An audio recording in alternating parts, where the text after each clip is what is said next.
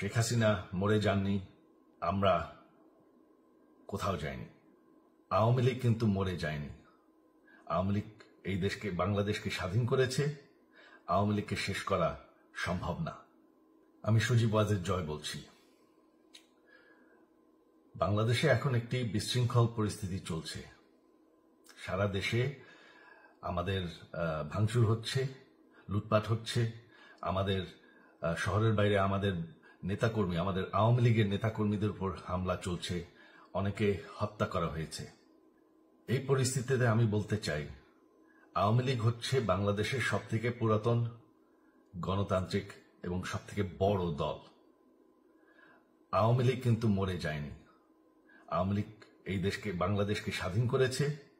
আওয়ামী লীগকে শেষ করা সম্ভব না।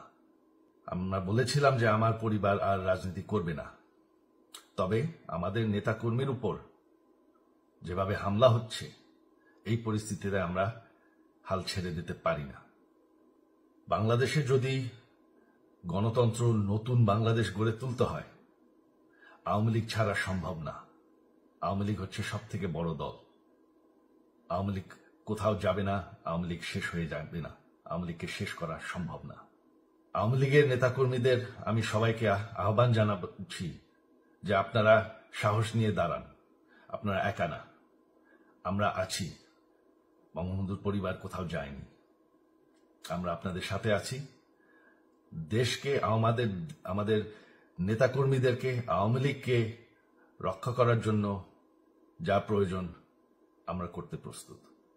যারাই আছে ক্ষমতায়, তাদেরকে আমি বলবো যে আমরাও একটি গণতান্ত্রিক, শৃঙ্খল, নিরাপদ বাংলাদেশ চাই, জঙ্গিবাদ মুক্ত। তার জন্য আমরা সবার সাথে আলোচনা করতে প্রস্তুত। শুধুমাত্র তারা যদি জঙ্গিবাদ এবং ভায়োলেন্স বাদ দেয়। শেখ হাসিনা মরে যাননি, আমরা কোথাও যাইনি। বাংলাদেশ আওয়ামী লীগ ছাড়া গণতন্ত্র, নির্বাচন সম্ভব না।